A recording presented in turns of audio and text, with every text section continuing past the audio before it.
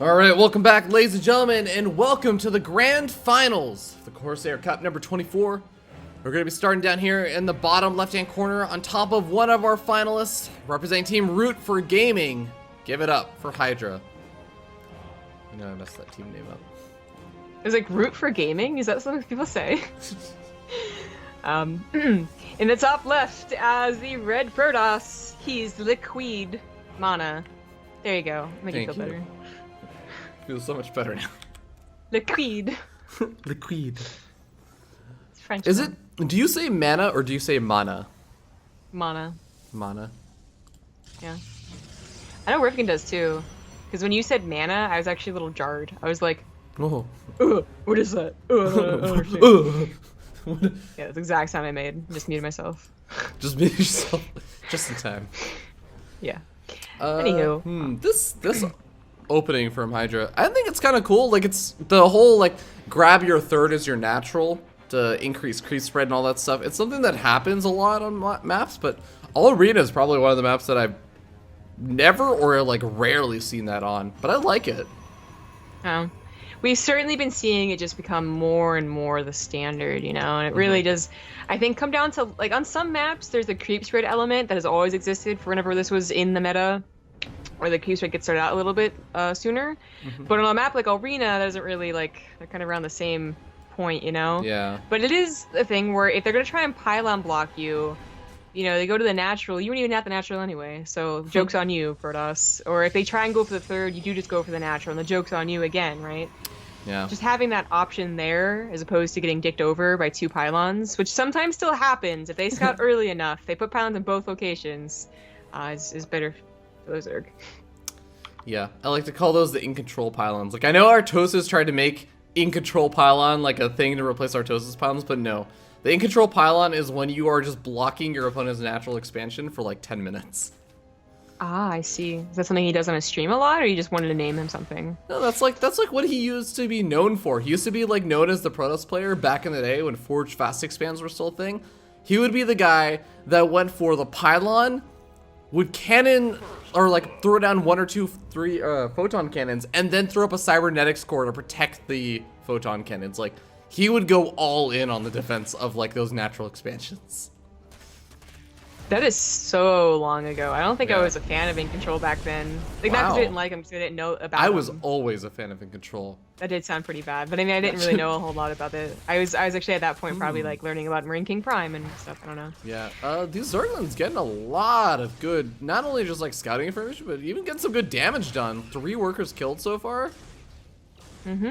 Yeah, I mean, it was a surprising amount of lings, so you can't really judge MaNa for losing a couple of probes to that. Like, who makes more than 6 even, right? Yeah. And even 6 can be like a bit too much. So just didn't have his wall quite prepared. You know, scouted as well, which kind of sucks. But of course, his Phoenixes are going to reveal themselves anyways soon enough. Yeah, Phoenix has already taken out some of the overlords and everything. As that is going to prompt Hydra to maybe retreat out with some of those overlords, give him a little bit of extra breathing space in terms of time to get those guys out. But, well, Queens are going to need to start to get up a defense. Only 2 Phoenix, though. Okay, the 3rd Phoenix is on the way. I was going to say, like, 2 Phoenix is not a thing. Yeah, I was right. Like, just one to pick up, another one to slowly chip away. Eventually. Oh, big thank you to Nitsu94611. Thank you so much for the new sub. Completely new sub. Shit. And Scalan for the 513 sub. Woo. Cool. Thank you so much. Well, really cute Wallen over here. We got the Evolution Chamber Roachworn one. Okay. Does he cancel the Evolution Chamber? No, I guess not. No. I mean, like, I think you wouldn't actually cancel the Roachwarren. Yeah, that definitely not. Well, it could be a cool trick, but then, you know, be scouted. I actually really like this. I think that there's not much of a reason not to wall off this. Okay, depending on your game plan, that is. You know, like, obviously, if you were going to, you know, not break down the right side rocks, why would you wall yourself off? But if your plan is to get to 3-4 bases and hit with Roach Hydra, and you're eventually going to tear down those rocks and only go through the rock portion of this map, because going through the choke is suicide. Yeah. So why not just wall it off early? I actually like that a lot. Yeah, I don't hate the decision. I guess the only thing that I would say is that, you know, one stalker can basically pick away at that wall in with absolutely no repercussions. And that's not the worst thing in the world, but it's the fact that the Roach Warren is there that kind of throws me off. Or even like the Evolutionary, you're using that for upgrades. Like the Roach Warren actually is used for making roaches. Yeah, I could definitely see that being a problem. Like when MaNa just realizes, like, oh, I could just like literally go with like half my army and poke that down, and then You don't even like need half scuttle your away. army. You can like send an immortal. Yeah, exactly, and just dodge out any Corsair battles to try and send you. Yeah, that I can see that being a problem, but I guess he just assumes that, you know, even okay. So I guess at the point where they realize they can do that, maybe you're already breaking down the rocks, because he is already breaking down the rocks, and then that's some of their army like not with you. That's true. Them rather. Oh. I don't know. It is the first time we've seen it. Maybe Hydra has a really high success rate with it on the ladder. It doesn't go down that often on the ladder. Who knows? Yeah, it doesn't seem to be going down in this game either, so MaNa not really going to have an opportunity to punish it. Robotics rate is going up for MaNa, so after using those Phoenix, he was able to scout out the Hydralisk and everything coming out, so he's got to know, guess what, got to start preparing for the potential Lurker transition at some point. Got to start getting out those Disruptors. Yeah, and that it is important to note that he is going for Hydras, right? Because if you don't see the Hydralisk then they might be going for like the Roach Ravager all in, something that you're gonna have to do a defend against a little differently. Like this is not a very big army. These Hydras are a little more expensive, and of course this isn't really all in from Hydra either. But it is taking out the pylons, and okay, there is a good force fields. Yeah. Try to get on top of those Hydras. Yeah, some of the Adepts also come in from the backside and finally going to be able to tank some of those shots that I think look like the pylons were, yeah, pretty much as you were mentioning before, eating up entirely. But double Disruptor production for Liquid MaNa is going to be pretty strong. Quadruple Overlord drops coming in here, and I don't know if that's going to actually include just Lings, or if he's actually going to try and put a couple of Hydras in there, or hell, even Lurker drops would be cool to see. But that certainly will split the attention of MaNa. I mean, MaNa, he's going to do great, I'm guessing, just because MaNa's been showing some really good showcase of, like, patience in ZVP. When it comes to a direct head-to-head fight, I think he'd do fine. But if he has to split his attention with 4 Overlords dropping his main base, that's probably where he screws up the frontline defense. Yeah, even actually gets a Changeling inside the main base that's just going to be sitting there. I think it actually already got taken out. I was going to say, like, having a Changeling over there or just having some extra information about where your opponent's army is or what they have to defend wherever you drop, that can actually be really, really helpful, but still hasn't done anything with these Overlords. Has a couple units positioned and ready to move in there, but maybe I think this is going to just signal he is waiting for that Lurker Den to finish up. That's going to be very interesting then. I think the problem with waiting for the Lurkers, besides like timing or anything like that, is sometimes they just go down super easily. You know, they're kind of expensive and they actually just get caught off guard because they don't do so well when they're alone. But if you can get like 2-4 Lurkers on the high ground ramp, yeah, it's going to complicate things for MaNa. Well, got a couple of Lurkers being made and those are going to be the units dropped, so. Whoa, more than a couple Lurkers. 14. Oh, Jesus. Dang. Yeah, 14 Lurkers being made, although a lot of them are over in the center of the map, which I think is a good spot to have them. You have the other choke point walled off, and as long as you have those Lurkers covering that other area, you're going to at least be able to buy time. Oh, Phoenix spots out the Overlords that have the drops ready. That's suspicious. But MaNa's not really pulling his army back that far. You know, that really could have looked just like 4 Overlords that were just spawned. That's really unfortunate, though. They just have a skin on, guys. It's just a skin. Yeah, actually. I mean, if he was only glancing at the Hallucinated Phoenix, it would have just looked like that stupid-ass ugly skin. He's probably focusing on the Disruptor shots that are going on to those Lurkers, but here we go. It's not just Hydras, it's not just the Zerglings, it's the Lurkers in the mix, and they are getting some pretty decent draw. Oh my god, 17 workers killed already. Those Lurkers are in a great position, choked in like that. They didn't get on top of the ramp, which I think would have been even better, but they got in this position. But MaNa is doing a lot better in the actual army engagement, taking out a decent chunk of these Lurkers. There's still a few left over, but they're burrowing super aggressively. The Overlord, or sorry, the Overseer does spot out that Observer, which is potentially vulnerable, but he's not focus firing down there. He's maybe going to be able to get it, and he does get it. Going to keep his 4 Lurkers still left alive, but I mean, he lost a lot of them. He had morphed in 14 Lurkers. Finally, the main is getting cleaned up too. He didn't save the probes, unfortunately, but he remade it. 53 is not terrible, I guess. He's remaking some right now. The disruptor count didn't really die either, which is very important. If those were caught off guard, it would be like game over right now. With 4 disruptors, he can eventually push this back, but he would love to be getting to a 4th base now, as Hydra's getting to a 5th, and he's losing production too. Yeah, that's the big thing. The longer that this game goes on without MaNa being able to push this army back, the better of a spot that Hydra's going to be in. But I feel like MaNa, as you were saying, keeping all those disruptors alive, he's going to be able to rebuild up his army really quickly.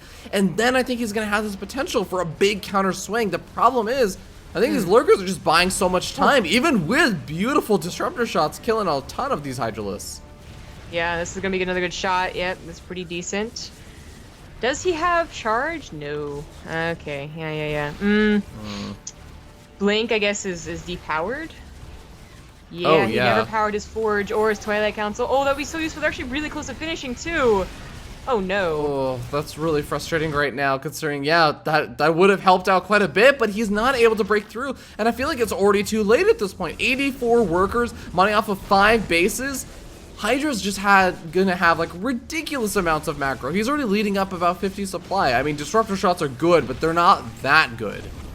Yeah, and the 3rd going down really does seal the deal here. I think Hydra knows that he's in a winning position as long as he's in a move into those disruptors. Still no pylon on that Twilight Council Forge, by the way. Oh, God. There we go. Finally throwing him down. Throwing down 5. 5. Maybe if I throw it on 5, it'll speed up the recovery of how fast it'll research. Can you imagine if that's how Protoss worked? I wouldn't That'd be hate it. stupid. Yeah, you wouldn't hate it. You don't count. We Get out need of here, like something Protoss. called Imbacraft, where it's just like everything is ridiculous. Oh! Ugh. Wow. I'm a Protoss That's player, and pretty I good. just vomited in my mouth a little bit. Thanks, Tony McStone, for the 5-month resub. As this game seems to be ending, the Ling's gonna surround, take out the disruptors so they can get any more of those great hits. And that will be game. Hydra taking game number 1 in the grand finals. Showing everyone that he is still very much a big favorite to win this series. Also win yet another online tournament. And whenever he shows up, he usually wins. It would be cool if we just had like on a Ligulac, it just showed how many victories. Actually, you probably can get this from a Ligulac. You might have to like manually count it up, but just see how many tournament victories they have. Like, not just how many series they've won or whatever. How many online cup victories and like offline victories do they have? Just a flat out number. Doesn't like the Lima League on Wikipedia? They might. Because they have medals. A Lima for, like, League, how many they've won. or sorry, individual cups they probably have. Like, so tracking But just, how many just Lima every Leagues you single won. one. Like Yeah. the Lima League plus Corsair plus Gauntlet plus whatever. Yeah, I'm not so sure. Well, regardless, we are going to be hopping into game number 2, and it looks like the map is going to end up being none other than Dust Towers. Take a guess. I was gonna say take a guess before you look. You know, we've seen Arena multiple times today. We saw Invader multiple times today, like both of those in a row. I'm not gonna actually make any guesses on that. Fair enough. But, all right, here we go. Dust Towers, our next map for game number 2. We'll see you guys there. Welcome back. Welcome into game number 2, ladies and gentlemen, in the grand finals for the Corsair Cup number 24. We're going to be starting down here in the bottom left-hand corner of the map, atop of the red Zerg player from Root Gaming. Give it up for Hydra. Representing Root 4 Gaming. In the top right, as the blue Protoss, he's Liquid MaNa.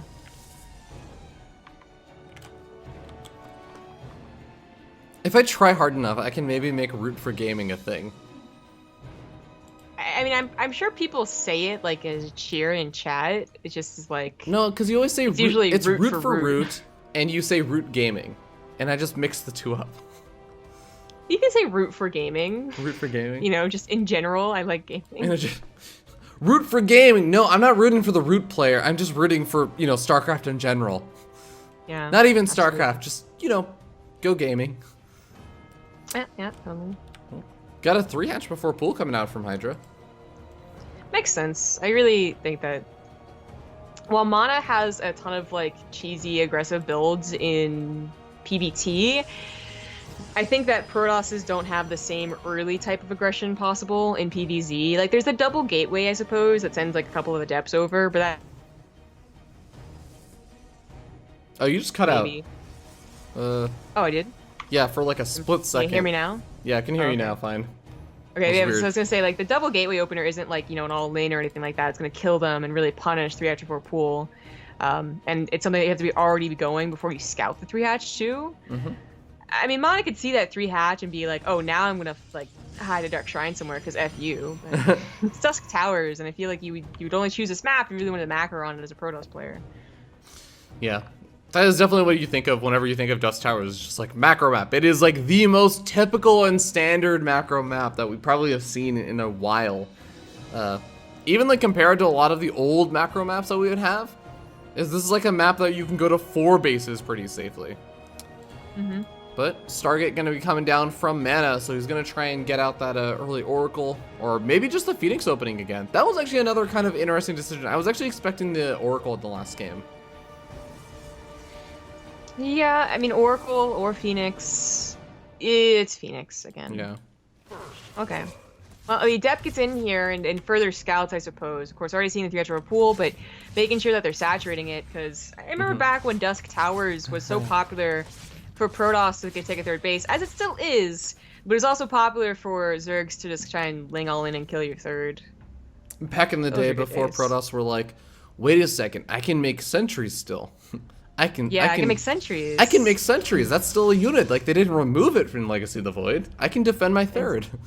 And SimCity's pretty good too. Yeah. Oh, photon overcharge. If I place my pylons intelligently. Yeah. That was back in the day. Yeah. But, yeah, Hydra just goes for more drones. Of course, the Adept Scout still saw that. It's a nice thing not to worry about, I suppose. And MaNa can take that third base safely. This Phoenixes would not be able to help very much against a flood of Lings. And they're gonna leave, show themselves, kill a couple of Overlords, get that map dominance for at least some time. Yeah. And I guess like the big thing, of course, always worth talking about or mentioning is a lot of the time players that open up with Phoenixes are also just saying like, hey, don't go Mutus. I have Phoenixes. And as long as I keep them alive, you're not allowed to go Mutalist because I'm going to be prepared for it. Yeah. It's just cutting down the options of your opponent. Sure. And there was like a big debate about that. You know, why exactly did people go open Phoenix, and what Zergs thought, what Protoss thought, what Terrans were trying to chime in with but didn't know, and like all that. What David Kim but thought. it really, yeah, what David Kim thought too. I actually like where Mutas are right now. I think well enough where they still show themselves occasionally, and yes, they'll still auto win games, which is never a very good game, but it happens to the best of any race. To be honest, You just get surprised by one thing or another. But for the most part, they're dealt with. And you remember back in Heart of the Swarm, it was like the only way that was played for a good solid 4 months was just base trade versus Protoss. And then Stormhost appeared, and everyone loved it. What would you take? Would you take the Protoss days of just multiple, always base trading against Mutas, or Protoss versus Stormhost? I thought Immortal Sentry was pretty fun. So neither. Ending the game. Well, no, that's the 2-base all-in you would do, is you would Immortal Sentry all-in before they got up to Aspire. Yeah. So the answer is you would have to deal with either one. Like, that's a great choice. Good choice. I mean, anyway. yeah. Anyways, Phoenix already getting up to a slightly higher number, I think, than we usually see. Normally, I'm used to seeing like 5 Phoenix, and you usually stop there, or you just like continue massing up Phoenix. But 6 Phoenix, just like that one extra. Yeah. Interesting. A couple of drones went down, I guess. To that, but nothing devastating. Of course, Dusk Towers, it's going to get 3-4 bases, and it's just going to be a question of who has that stronger mid-game, and who, I guess, controls the pacing of the mid-game, too.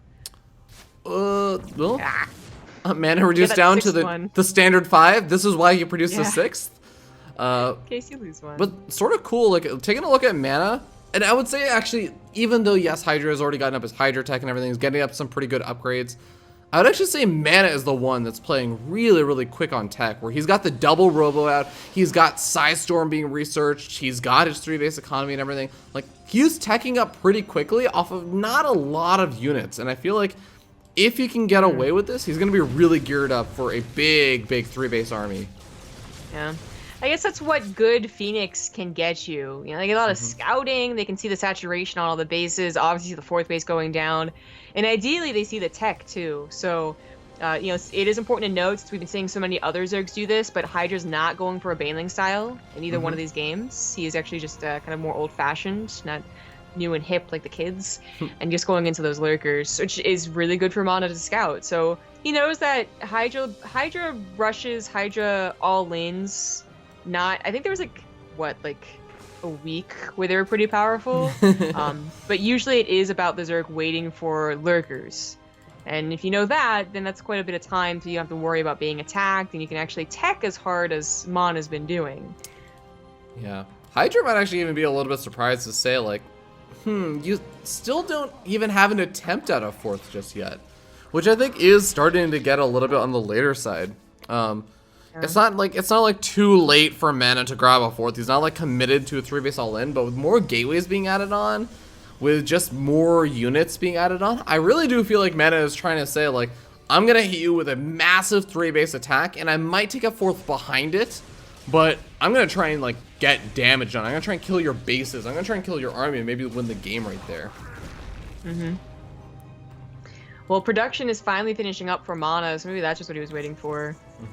Want to push out past his ramp if he couldn't reinforce with a lot of charge lots. Hydra's Lurker Den has finished. He's got tons of Hydras that the Phoenixes have been aware of, like a very scary Hydra count that if they had any buffer, it could actually deal some serious damage, but Storm would have made them think twice. No Lurkers on the way. There we go. 7 Lurkers now on the way, and the 4th base taken actually off to the right side. And this is the moment where I just note really quickly, 1 observer out. We do have a 2nd observer on the way, thankfully, so MaNa gonna learn from past mistakes where he, you know, potentially loses that observer. It causes him all sorts of headaches and problems. But Hydra, like you were saying, is really, like, I don't even know if I should call this a concave or just a split up of units, but here we go. It's not the Overlords that he's going to be dropping in with the north side. At the same time, trying to engage against the army. Some Force Fields, though, going to be trapping a lot of these Hydras. He's just eating that Storm. This is a pretty good start to the fights. MaNa's Phoenixes are covering the Overlord drops, maybe able to snipe at least 1. And things are looking a little bit better than that first game. It's still like on the edge of just everything going wrong really quickly, but hopefully that's not going to happen for MaNa. As I said, his gateways are done. He could be warping in some mass charge lots here. Phoenixes are now on top of those Overlords, and 1 looks like they will go down. Yeah. There are some lurkers, and 2 of them. Are you real? Oh my god. They were targeting. But he has a Fojo cannon over here. If he focus fires down the lurkers, he's going to be able to get him without even needing detection. Well, he has an observer there too, so. That was a really fast cleanup, though. Yeah, that was really nice. Like, the Phoenix is not getting one Overlord was just so stupid, but having a cannon, having so many overcharges, that was great. Hydra also just ran away from the main fight. I don't even think MaNa was that scary, but Hydra just figured it would be better to leave. And now MaNa, you know, he still needs more buffer, I think. This is a very small army, but it is a good one. Yeah, I think being able to rejoin with the War Prism, obviously doing harassment with the War Prism is going to be really nice, but if he had that War Prism with his army, if he could warp in a big round of Charge Zealots, if he could warp in a big round of Adepts, or just something to buffer for this army, like you were saying, I actually think he could take a really good fight, but oh god, he's got to be really careful over here. He has a couple Storms they can zone out with, and maybe that's going to buy a bit of time. I do want to note that Hydra has been getting some pretty decent upgrades. He's going to have 2-2-1. Which I think is a lot more impressive than some other mid-game PvZs. MaNa is already accelerating his tech past this mid-game point, though, realizing that if Hydra Lurker push doesn't work, there are some Zergs that will just continue with Lurker Hydra, like Guru, right? But there are a lot more Zergs, especially on Dusk Towers, that will try and accelerate to Broodlords. And by already countering that, Hydra doesn't... He's gonna have to think of, like, cleverer things, I suppose, instead of just brute force things, like Broodlords, to win this game. Yeah, already starting up on those Tempests, and the Tempest, of course, also really nice if you still have that Oracle alive, which, by the way, still has the Oracle alive. throw down some revelations, and you start picking away at those lurkers even from afar. You know what's funny? Hydra's never scouted the 4th base. I think he assumes there is one, but he hasn't said anything over there. I know that he had a Zergling over there earlier, so I assume that the Zergling got killed off when the army moved over there and the probe did. Yeah. So I just assume that he knows. Yeah, it should be like they would have a big enough army if they were still on 3 bases. But it is interesting because also there's never been any attempt at an attack over there, despite upgrading his lings. You know. Yeah. No counterattacks. Well, a couple of lurker shots going off, and actually a trigger, I think, 1 or 2 of the immortal shields. So got to be a little bit careful about that. And Overlord loaded up. I love the lurker drops, even if it's not necessarily like super on the army. This is actually something I've been like talking with people about, and I've been like saying like, hey, not necessarily against the exact army composition that MaNa's going for, but if, for example, if you're up against Disruptor or something, having some Overlords just above your lurkers, saying like, oh, you're trying to harass me down and pick apart my army with like Disruptor shots from afar. Well, cool. I'm just gonna unburrow them and load them up into an Overlord and drop them back out. Yeah, I remember you bringing that up. Nobody seemed to like it though. Oh, they're there. So I guess we have, like a fair number of people watching now, almost at 3,000 viewers. Hype! We also have some people that don't like recognize or know who you are. Oh, I actually have a fight going down. Thought it might be a little more passive. Fights are really going down. Storms happening too. These storms are doing a great job zoning this out because the Hydras were like about to come in from every which way. They were about to do a huge concave, but MaNa kind of saves himself there. It's like I don't think either one of them really want to dedicate to that push. So they both kind of just bounce off each other. But yeah, this guy is Fear Dragon, and he is a official partner, worker, whatever you want to call it, of BaseTradeTV. Like he's been with us for the past 5 months. We just don't usually get to cast them a lot, but he is available today, which is really lucky. Yay! There was a lurker drop, by the way, in the backside of that 4th expansion, and this is so cool. As soon as the detection gets there and there's like a storm's being turned down, he picks it up into the Overlord. It's like a warp prism almost, except it's gonna die. Well, that sucks. Yeah, the Phoenixes do catch it. I mean, the Phoenixes at this point are usually killed, so it's actually really cool. MaNa kept them alive to deal with these Overlord drops. Oh. This is charging in literally out of nowhere. I just situated around the map as a bit of scouting, almost like a quasi-observers that don't cast gas, but both of these players have some really scary armies. They're both starting to build up the banks, and I think the Tempests are going to be a pretty scary prospect for Hydra at this point. Yeah.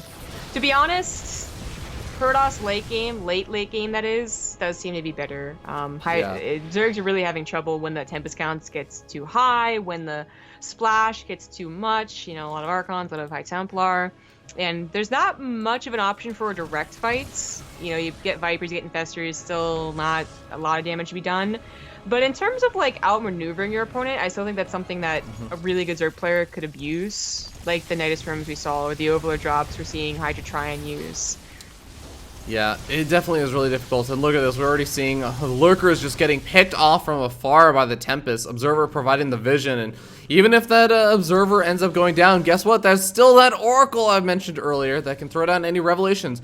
Big Doom Drop coming in, maybe trying to go to the main base, but guess what? There's so many pylons over there. There's a Photon Cannon over there.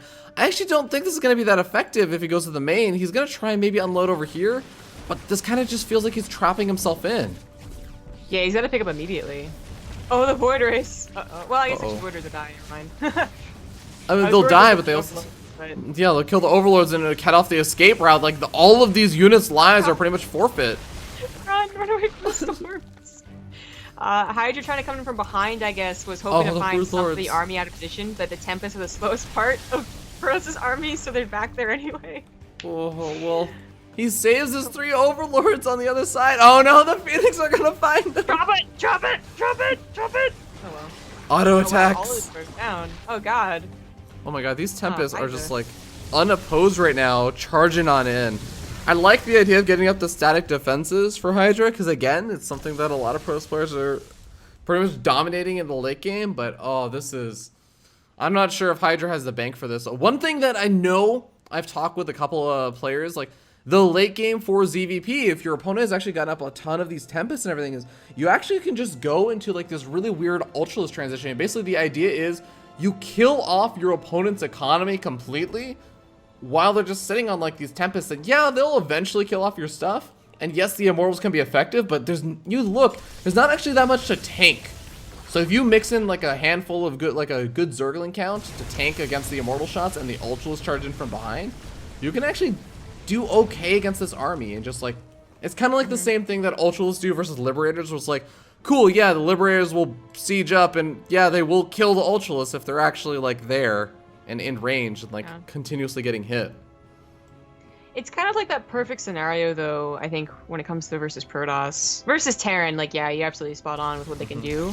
Versus Protoss, it always feels like the Zerg has to have this, like, super, like, fantasy scenario that almost never happens, where, like, the parasitic bombs look beautiful, and, like, you know, the Corsair Bios actually hit if you even got Ravagers, and Ultras don't just get slaughtered by the Immortals first, you know? This is and it one just way to didn't do it. ever happen. This is going to be a base trade, and it's going to have the help of Corruptor Piss, which is always awesome. Oh, I love that he's using on the Stargates. That is a great idea. This is a really, really smart idea. And that's going to cut down on any of the Void Ray counts, but here come in the Tempest. It looks like he was able to get back fairly quickly over here. At the same time, though, Hydra going to take out the mining bases. That's actually a really important part of this. Huh. Okay, well, they're both going to take out the mining bases, because Hydra's really was just sitting on that top left. Most of the ground army looks like it... wait, was it recalled? Okay, well, some of the ground armor was recalled. I don't know what happened there. Most of it. Yeah, I guess the Immortals left behind for... actually, probably on purpose. They're going to be the best at sniping buildings. It's going to die. It's going to die. Oh my god, to drones. Here we go. This might be the big dream engagement that Hydra may need to actually try and make this work. Big recall comes out. Not able to get any additional snipes off. Hydra's gonna be able to maybe regenerate some of the health on this army, but both these players have lost all their real mining bases. I don't think MaNa really had to recall, but I think it was definitely safer because he recalled back to like a lot of more High Templars that just quite didn't have Storm. Now with like 6 Storms, I don't know how Hydra's ever gonna take an engagement. That'd be a super big concave with Corruptors, and then of course the Void Ray is another issue. I'm really torn on this. I kind of feel like there's too many Broodlords now for Hydra. Granted, he made all those Broodlords earlier on when the composition for MaNa looked a bit different, but I really would like to see maybe like a change up in the, army composition. I say that, but at the same time, he's not even actually close to max size. He's still 30 supply away from it, so I guess a moot point at right now. It's a moot point. It's like a cow's opinion. Okay, Joey, calm down. Yeah, this is... like, usually spellcasters can do a lot when they're at a lower supply. They're more cost-effective if you keep them alive, obviously. If you don't get fed back. Yeah, exactly. They can go back and regain their energy. But that is the problem, is either getting fed back, whatever, or they're just, they're not doing quite the damage they should be. Like, Fungal isn't a lot of damage, actually. Parasitic Bomb is no longer a lot of damage, actually. And really are only effective if the Void Rays will clump up like they're doing here. But something that, like, if MaNa saw Fungals, he would, definitely make sure to spread out more. And it's just, it again goes back to that perfect scenario, which very rarely happens for the Protoss, or for the Zerg, it feels like. They're always the ones trying to make it happen. I think Hydra's really gonna need to, like, split up his army or something, but he's gonna be coming in at the same angle, and I feel like Storms are just gonna do so much damage to this. Yeah, once again, though, MaNa retreats. MaNa is playing a very safe game. I mean, it's not quite to that point of, like, too safe yet, but it is giving Hydra a little more time to get his economy back up, a little more time to get good Ling run buys like this. Yeah, I'm actually wondering about this as well. The Zergos are also going to be able to kill off another one of those bases for MaNa. So MaNa, he has that kind of one big mining base, and he has a second base that's pretty much fresh that he can start mining from. Hasn't quite just yet, but even that, Corruptor's gonna be in position, and guess who's out of position? MaNa is so far out of position. Mothership Core not even nearby. This Nexus is gonna go down. Yeah. It is risky to do this, but if all the Corruptors are actually targeting one thing, they will go down very quickly. That was the problem with the Stargates. They were all so close to dying, but they were spread out. Oh, I don't like engaging over here. Oh, big storm's going down a lot of the Broodlords and the Corruptors. Why would you do this? These Corruptors are so low in health. You gotta get out of here, Hydra. But no, he kind of has to fight at this point. The Broodlords are all gonna go down.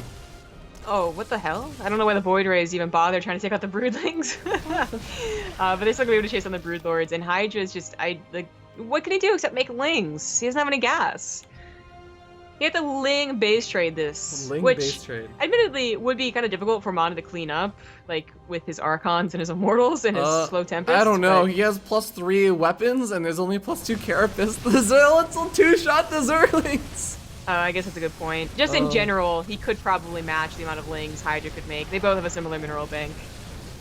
Oh, well, And then last fight, last hurrah. Yeah, last stand for Hydra, and of course he's still up in this series 1-0, but now it's going to be tied up 1-1 as MaNa shows the power of Protoss in the late game. Ooh, Protoss. Yeah! Yeah, it's so hard for, I think, a lot of Zerg players to try and figure out that, like, what is that money composition that doesn't just rely on, like, your opponent making a mistake to get a good engagement. And I almost feel like, I know you were kind of, like, joking about, like, how, oh, you gotta go for, like, a big Zergling base trade, but I'm sort of starting to think, like, maybe that is just the way you have to play it, because you think about the army for Protoss. Well, okay, you know, we'll talk about this in the next game. I do want to hop to a short little break before we hop into the next game, as we get ready to hop into game number 3. So we'll see you guys in just a little bit. Alright, welcome back, ladies and gentlemen, as we hop into game number 3, and this is not the ace match or match point, as this is a best of 5, but still an important game nonetheless, as we spawn down here in the bottom right-hand corner of the map, atop of the blue Zerg player from Root Gaming, it's Hydra. In the bottom left as the red Protoss, he's Liquid MaNa. And was that a pylon scout out of MaNa? Yeah, I think so. Pretty It was sure it super was, yeah. early. Really pylon wants to deny that natural for a bit. Yeah, but that's the thing. Zerg just take the other base. On some other maps, it's like a little bit risky. Like, I don't know, you could technically say Frozen Temple, it's like towards your opponent. But Ruins of Endion is one of those maps which is like, yeah, I was going to take that third base anyway. Yeah. I mean, I guess Start it to break down does, the rocks. it prevents the 3 hatch before pool, which I think is really important, because there's no way on this map, like, you will try and take a different third expansion. You're pretty much, like, settled in to try and take these 3 bases, because if you try and take a far off third expansion, like what would normally be your 4th way up in the north side, obviously you can't knock down the rocks to take the other 4th. Your opponent can actually just, like, knock down the rocks and then go kill your other expansion. Yeah. It is a really good point about the 3 hatch before pool, because it's something that, you know, you did on Dusk Towers, and obviously didn't win in the game, but it's something you don't want to get away for free, so. Yeah.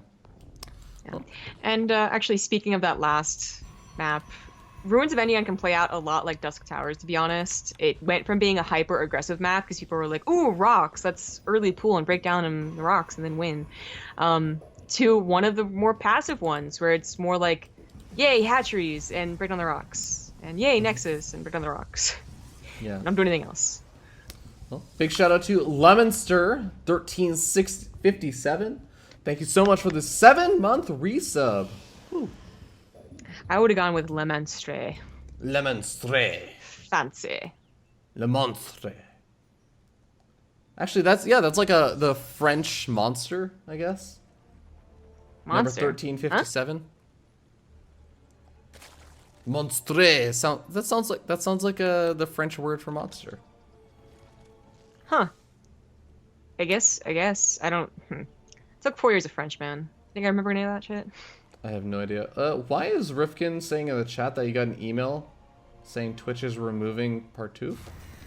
I can't tell if he's gonna try and spam Partouf coins or it's actually legit. You know? Yeah. It's 50-50. Now, if Rifkin were in the call and he said, "So Zombie Grub, serious question," then I'd be like, "Okay, this is a joke." But serious question: what would you put instead of Ace Partouf? Oh, I know to put instead of Ace P. Do you know what you're gonna put instead of Ace P, Fear Dragon? Ace Poo? Come on. No. Oh, actually, that'd be a pretty good one though. Get it? No. Ace P, Ace Poo? Ace Hoy. Dummy. We already have ZGB Hoy. You had to give people a reason to subscribe to your channel. The only reason people subscribe to my channel. Yeah, that's true. Oh well. So I was saying, talking about a big game about the macro element to this. That's usually for the Protoss 3 bases and a Phoenix opener, because a little bit of control over the map. This might be a little more aggressive with the Warp Prism and the Resonant Glaives on the way. I mean, he might still get a 3rd base, right? It's not gonna be like super big all in. This actually looks to me a lot like the exact build that Puck is really well known for going for, where you go up for the Resonant Glaives, exactly what you're saying. You do get a 3rd expansion, but you put on Warp Prism Adept Harassment with the Resonant Glaives, like off of 3 to 4 gateways. Looks like it's gonna be probably 3 gateways. And it's just like a way to make sure your opponent is staying honest and not playing too greedy. Well, I'll see how much damage Hydra takes from this. Of course, Hydra, he's just been droning, not really. I mean, he's a little bit scouting, but not really. Like, yeah, he hasn't really seen anything else besides the gateway from the initial scout. Hasn't seen a 3rd base. I could have sworn he had his overlords moving around, but I think I might be crazy. Because he really is in the dark here. Not even an overlord on the south side means that this War Prism will literally get to his base before being scouted. Definitely going to be a little bit problematic. Lairtech is going to be finishing up pretty soon, but the other thing is he doesn't really have a Roach Warren out, so he's relying on pure Zerglings to really defend against this. If this was an Adept all-in, I would just be like, oh, Hydra's so dead. Because even if he got to Hydras, they'd be coming out like 2, 3, and Adepts can deal with those super easily. Well, spots the Warp Prism. It's not. Yeah, not going to be able to stop a Warp-in, though. Oh, boy. And they're going to get in the mineral line. Yeah, and they're going to transfer away, too. Lings, actually, I do like Lings a lot more than Hydras, even though the Hydra is done. It's because they can get surrounds on the Adepts, and they can actually do a lot of damage, where the Hydra thing would just be target fire. Oh, drone massacre right now, though. 16 workers. Yeah, like either one is not really working out. MaNa is actually doing a ton of damage. He's not even transferring out because, like, oh yeah, the Zorgons are here, I gotta get out of here. He's like, no, actually, I've just killed all the drones at this location. It's trying to move on to the next one. Yeah. Hydras are now going to be out in a bit better numbers and hopefully protected by the Lings as they engage the Adepts, but even still, like, it's very dangerous. This one that pops out gets focused immediately. So, Warp Prism can, still warp in once the Queens aren't target firing anymore, and I don't know why Hydra is leaving. Oh, because they transferred over. Okay, obviously sees the Warp Prism still warping in. Yeah, but I mean, this is the problem. We have 30 workers left over for Hydra at this stage. I actually think that MaNa's already done enough. If he lost every single Adept at this stage, lost the Warp Prism, without Hydra taking a single other loss of Zerglings, Queens, or drones, I think that MaNa would still be very, very okay with how this game has gone. Yeah, this is so much more damage than I think MaNa was expecting. Like, 4 gateways? Oh, it's game. Oh my god. Huh. MaNa walks away and comes out ahead 2-1 versus Hydra, bring it to the match point match of game number 4. Yeah, does it with a late game tactic, does it with an early game tactic. Yeah, that's the thing again about that like build, is that it's not meant to kill your opponent unless they're playing it out really greedy. And I think the fact that Hydra 1 didn't have out a lot of Zerglings initially to deal with that, 2 completely forewent the Roach Warren, and 3 went up to a really fast Hydraless Den. I think all 3 of those factors combined, like, he basically had to defend against the first 8 Adepts with just pure drones. Yeah. And, like, at that point, when you're defending against Adepts with drones, like, yeah, you're gonna start losing things really quickly. Mm-hmm. It really was just like a perfect... It was a perfect, not just build, but timing, too, from MaNa. Yeah. But with that being said, next map is going to be King Sejong Station for our match point, potentially our last match. I won't say for the day, because of course that's just for the Corsair Cup. There's the Elite League later on in like 7 hours. But of course, this could be our last match for this grand final. So we'll see you guys in game number 4. Alright, ladies and gentlemen, here we are. We're going to be spawning up here in the top left-hand corner of the map. Top of the blue Zerg player who is fed up with letting this foreigner win his games. Give it up for Root Gaming's Hydra. In the bottom right, as the red Protoss, he is Liquid MaNa. Going for, potentially, the worst thing you could do versus this. Yeah, so what's interesting is that, you said it like they were Ooh. just being frustrated losing to a foreigner, but MaNa does go for ground, lower, what's the word? Natural based walls. That's what I'm gonna go Hmm. with for that a lot. And if he didn't scout and went for a Nexus after this gateway, it would have been trouble. But he Yeah. did scout. And, he doesn't go for Nexus or even a Cybernetic Scorer after this. He's actually taking this very seriously. Yeah. Sees the Zerglings and knows exactly the timing of that pool. And is going to be able to move in as well immediately afterwards and see, okay, no gas. I know that there's not going to be speed on the way. This is all about trying to overpower me right this second. And he's just going to save up minerals, I think, to get up that pylon. And after he gets that up, it's pretty much just all about getting out the Zealot and making sure that you're ready to defend the rest. Yeah. Oh, that Zealot actually I really might be... think. Wow. He doesn't even need to Yeah. build a pylon. Well, We might need to build Might. another. yeah. Yeah, she had to build more than one. Yeah, this is actually the tricky part. Is the Zealot... Oh, shouldn't he just Build the pylon! Build the pylon! Oh my that was a god. mistake. I'm really surprised he thought that a Zealot and a Probe would take on that many Lings. Uh-oh. This is no, this is Uh-oh. no, this is not supposed to happen at all. MaNa has already screwed this up so much. Uh-oh. Pro's being pulled off the line. He can afford to lose a couple of these workers. He has a Mother Score over here, but he doesn't have a pylon to put an overcharge. And guess what? Hydra's not going to let him get up another pylon. He can easily focus fire down just 2 or 3 Zerglings on those pylons that are building, and he'll be able to get those A-okay, no problem. I feel like Hydra's already done the damage he needs to. He has 3 hatcheries down behind this. I was gonna say, he hadn't till just now. He's actually still down by 6 workers, but even if the six workers are still alive and it was 18 to 16, like, so much tech and momentum has been lost. This was supposed to be the most ideal hold you could ever have, or close to it. And instead, he lost out on the, warp gate timing. He doesn't have any units to counterattack with, so Hydra losing the Lings is not so scary anymore, and everything just went so poorly. Oh god, Hydra put the boss. Like, I'm sure there's a very legitimate reason for it. I'll bring it back to us really quickly, and also apparently pull up the APM tab or graph. But yeah, that really sucks. Huh. Well, it looks like Hydra's mouse is disconnecting.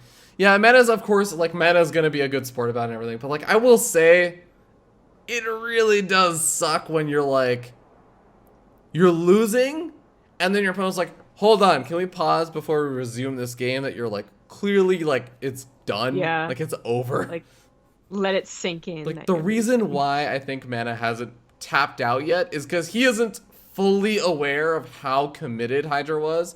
He isn't aware just yet, if there's, like, another big flood of Zerglings that was being made behind this, and it's like, hey, now that, like, the Zerglings are cleaned up, like, and I have that wall in completed again, I can put an overcharge, maybe I can defend, because my opponent still is maybe on 1 base, maybe they got a natural at this point, but, like, as soon as he sees the 3rd is down, I don't know if MaNa's gonna really stick around in too much longer. Yeah, I mean, there's not much of a reason to tap out until you see exactly what they have. Yeah, exactly. Whether it is like a ton of Lings or a ton of drones, like either one though is not going to be very good for MaNa. But you know what? Hydra had a terrible adept defense last game. Different scenario, of course, but like maybe just like Adepts, do something, win the game for me. Oh, if only, if only. Oh, well, even though MaNa is pretty much as dead as the Partouf emote, I'm actually really curious what's going to end up replacing the Partouf emote if that ends up not making a return. Yeah, I feel like we could, I don't know about easily enough, but I think we have a very valid reason to be like, well, no, it's not just a letter. It's not just a letter. Yeah, that's for the by the way, anyone who wasn't paying attention to the chat where Rifkin was explaining things, he was basically told like it's just a letter.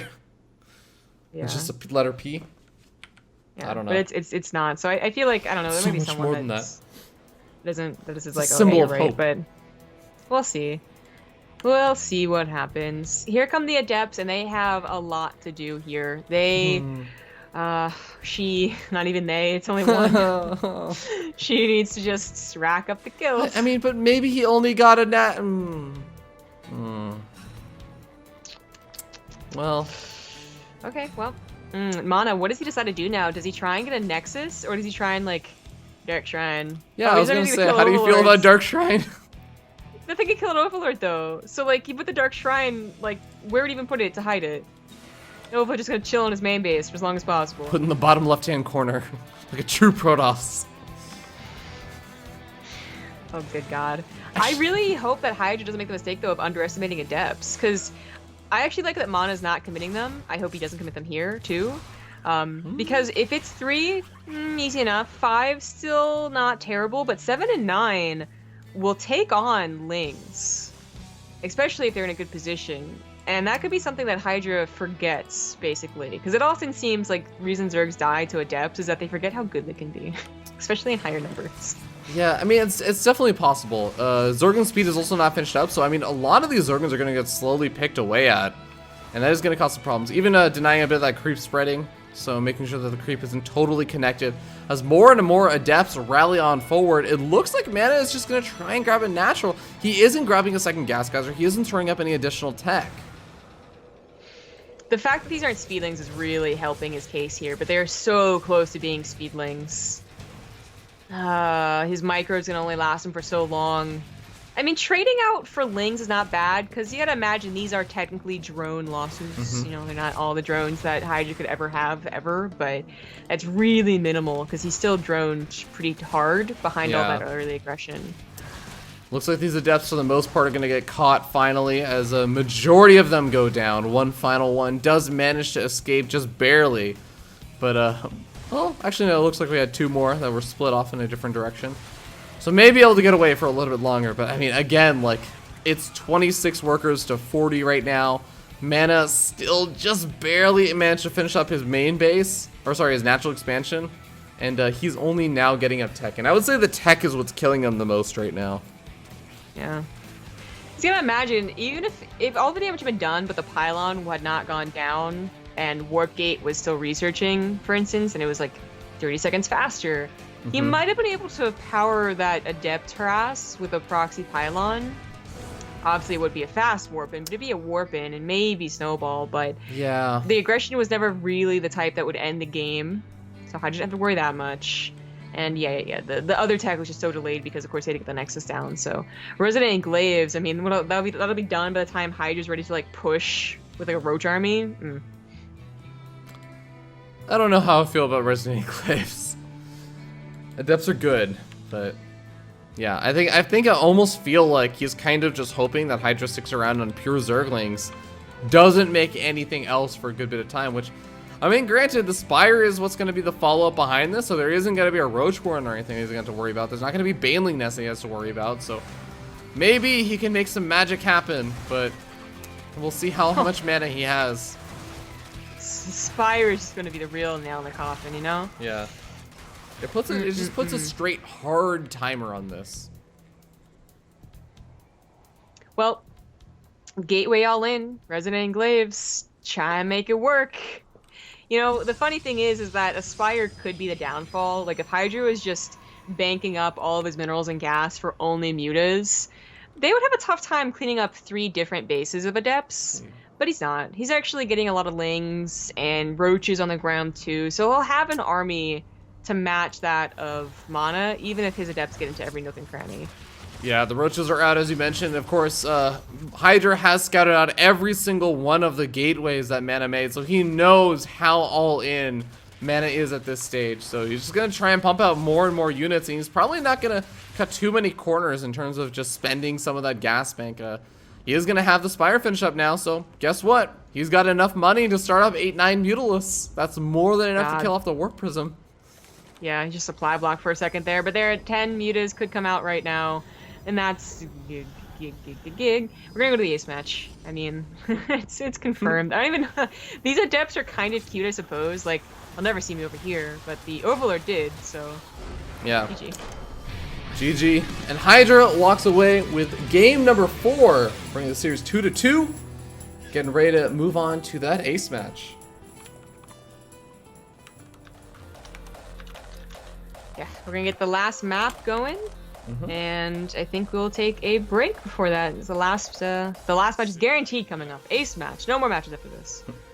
All right. See you guys there.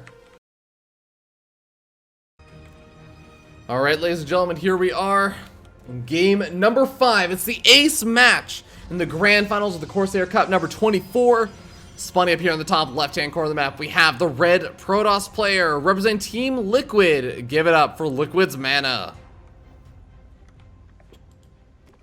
In the bottom right, as the blue Zerg, he is Hydra. Okay, there's already, we got some stuff going on from Hydra with the early pool and everything. Got a gas geyser coming down on a 4-player map. But let's also just talk about the fact that, you know, again, unfortunate how things kind of go, where, you know, obviously technical issues, you gotta wait around for that, but I also kind of feel like that broke a lot of Hydra's momentum, where he was just in domination of MaNa in that last game after, like, the early Zergling attack. And usually, like, you can kind of ride the momentum on that stuff, but I feel like it's sort of reset just because it took so long to get this final game started. That's a decent enough point, yeah. You know, he probably had to fiddle around, because he restarted his computer because I'm guessing of the mouse issue he had on King Sejong, which apparently is not his, it's not just him. I think Bly literally tweeted like an hour ago about how anyone else is getting this bug where the mouse stops working for like 5 seconds, which sucks. But it doesn't surprise me either, because StarCraft 2 has a ton of problems. You know, you say that, but I will also say, like, comparatively to so many other games that are released these days, I actually think like StarCraft 2 is really, like, okay, I'm not gonna say BattleNet. StarCraft 2, like the in-game stuff is really freaking robust for a game. There's very few like big issues that ever actually arise compared to most other games these days.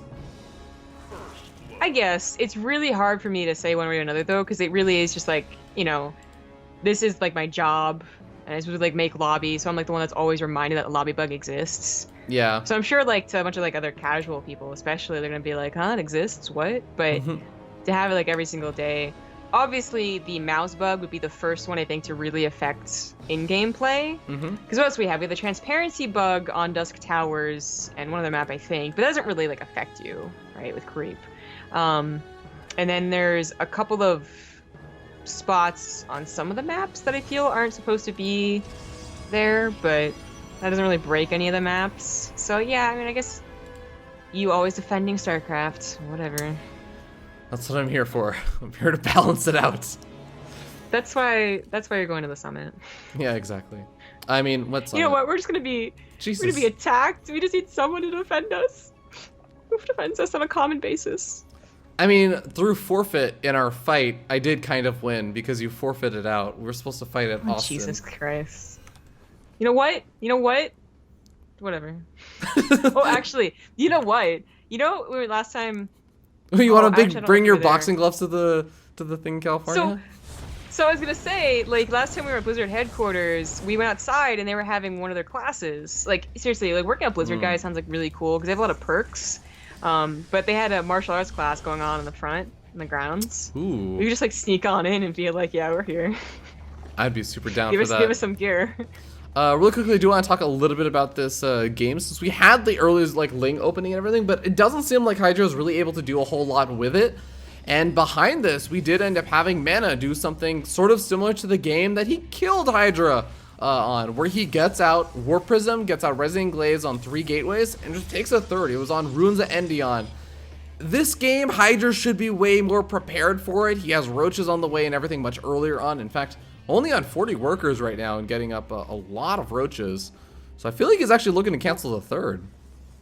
Yeah, and he might just be able to. That would be, I think, the bare minimum we could get. But I was going to say, there have been a lot of all lanes in ZVP on this map. So either the Protoss has adept all lanes of some sort, or the Zerg does like a Roach Ravager all lane.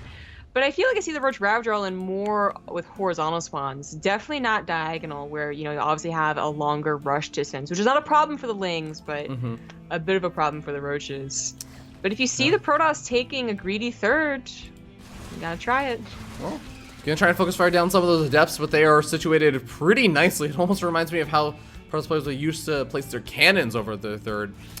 But the roaches are going to be able to come in over here, and I think the big thing that I want to compliment MaNa on is he has had some serious patience with those photon overcharges. Okay, now it's actually starting to go beyond patience, and I'm like, wait a second, you're not going to photon overcharge at all, are you? I like that he didn't force to overcharge those pylons, though. His recall could have been a little bit sooner. I think he was a little bit like, huh? What? What's happening? Oh, shit. Because, of course, he has a couple of his own things going on the other side of the map. The Warp isn't doing quite a bit of damage as the army was entirely out of position. At this point, I wonder if he could save his third. If he brought the Immortal down, it would still be kind of questionable. Mothership Core at least going to whittle away at some of those units, but doesn't look like he's going to try and save it. Adept still doing a lot of damage, and it's not just the drones. He's also killing off a decent number of the Zerglings that makes it easier to defend his third. Some fancy footwork right there to put the Adepts behind the mineral lines, and they're about to die. It was pretty damn cool. Third base, unfortunately, did go down. I think the chance of saving it was not worth the chance of losing all of the army. He's having a very tough time getting up to begin with, so... I wonder what works better, though. Lack of a third or lack of drones? Because if MaNa can continue killing even 4 or 5 drones, it could really add up.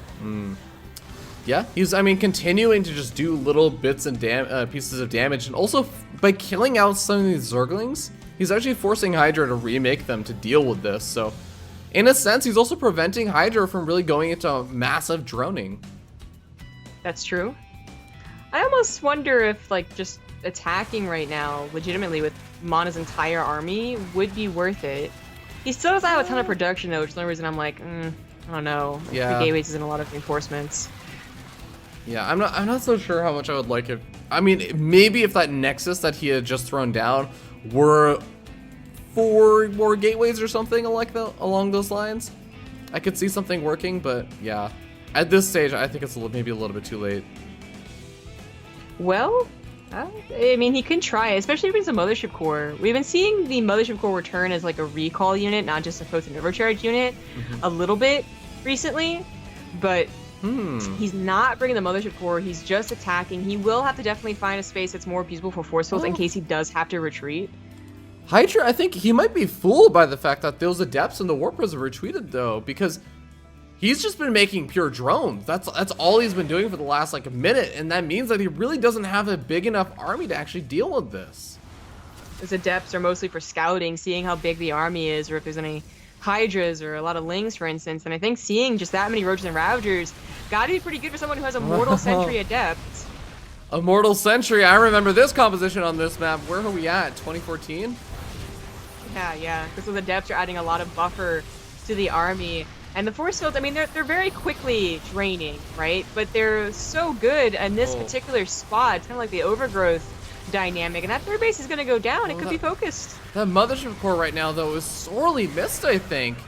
As it would just make it so much easier to make the decision to just say, okay, I don't have to, continue engaging it over here. I think he's still going to be okay, but it does get a little bit scarier as he runs out of force fields. Yeah. He can save a couple of key units, but he will decide which ones. Good micro with the sentries right there. Needs to warp in more depth, so to buffer. Only a handful of Ravagers left over, and Immortals could beat that. Warp Prism gets focused they did get the Warp Prism! Oh man, that last Curse of Bile. Good micro on the Immortal, does focus or bring it back and keep it alive for much longer, and he's going to be able to keep actually 2 of the Immortals as well as a couple of the Adepts alive. Killing off the third and doing all of that may have been enough for MaNa to actually take a bit of a lead. I think he does.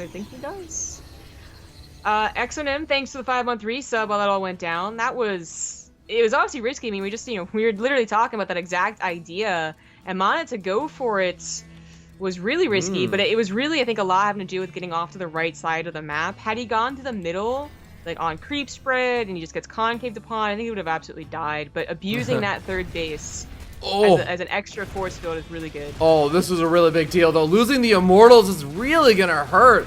Losing a couple of his own Zerglings to the Corrosive Bile obviously does suck for Hydra, but MaNa, I mean, that was half of his Immortals.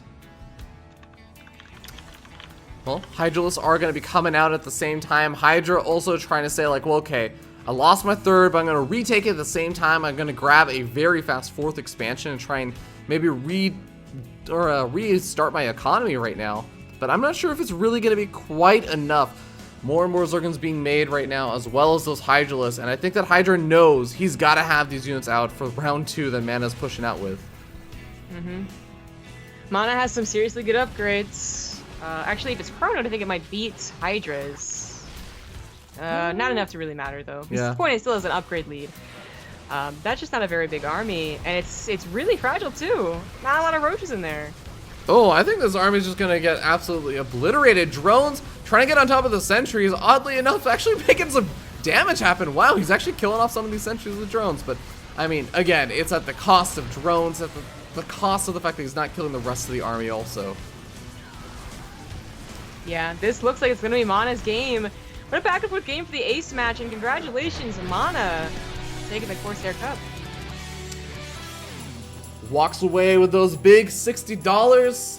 Of course, Hydra not going to walk away too shy of $20 himself. But big congratulations to our winners for the Corsair Cup. In order, MaNa, Hydra, Fly, and Alive. Pretty cool. Yeah. Yay! But that's going to do it for the Corsair Cup today. So I want to thank everyone for tuning in so far. Of course, I want to give a huge shout out to the sponsors. Most importantly, of course, Corsair Cup may come from the name Corsair Company, Corsair Gaming. You can check out all their awesome equipment and everything. I know Zombie Grub has their headset, has their keyboard, and all kinds of other good stuff. And you can see that they have a bunch of really cool other stuff down here on the overlay. So do check them out over at Corsair Gaming. I know Zombie Grub really does like a lot of the gear that she has from them. Yeah. G2A, of course, also another place. If you use the promo code BASE on G2A, you can get 3% off on your games. Chairs for Gaming, Zombie Grub and I both have DX Racers. They're awesome, they're comfortable. We sit in our chairs for like majority of our lives right now. And Chairs for Gaming makes it easier because we have those DX Racers. You can use the promo code BaseTradeTV. You'll get $20 off on your chair, as well as free shipping and handling, which is pretty freaking awesome because shipping and handling ends up costing a lot for these chairs. Last sponsor, Yord Wood Watches. If you want a stylish wood watch, then go get it. I know Father's Day just ended, so you kind of missed your opportunity to get on the Father's Day sales, or maybe get a wood watch for your dad, but still have some really cool watches. I know, Zombie Grove, you've gotten some for your like family members and stuff also. Yeah, my dad really liked it for last Father's Day last year. All right. So, one more though, of course, Arcade Block. Arcade Block, is our yes. Newest sponsor. Now the raffle is already, it hasn't been chosen yet, but I do believe that the opportunity to get in on it is done. I think that it ended like 2 days ago, I want to say, for that risk board. But it's still really cool. Like if you've seen like loot boxes and whatnot, monthly subscription, you can get horror, arcade, so that's video games, like horror stuff. There's, crap, actually I can't remember the rest of them. Movie All stuff kinds of and comic book stuff. That's the other ones. There we go. But yeah, it's $20 a month, and we're getting them actually every month, and every single time it's actually included a lot of cool stuff. So if you're interested, check it out down below. Yeah, but before we go to like a last final kind of ad break and everything, Zombie Guard, where can people catch you at, and when are you going to be casting next on BaseTradeTV? You can find me on Twitter at ZG Gaming, on Twitch at ZombieGrub, and YouTube, which I am using on a daily basis now, at YouTube as well. You're going to catch me later tonight, actually, in approximately 7 hours, 6.5 hours, for the Alima League with Rifkin. Yay. Yay! Hopefully Rifkin's internet will be better by then, or his connection to Twitch for streaming. But yeah, my name is Fear Dragon. You guys can catch me at FearDragon64 on all the social media and everything, and hopefully we'll see you guys tonight for the Alima League. I won't be there casting, but I will be there in spirit, probably watching. So, see you guys then, and have a wonderful, wonderful day. Bye.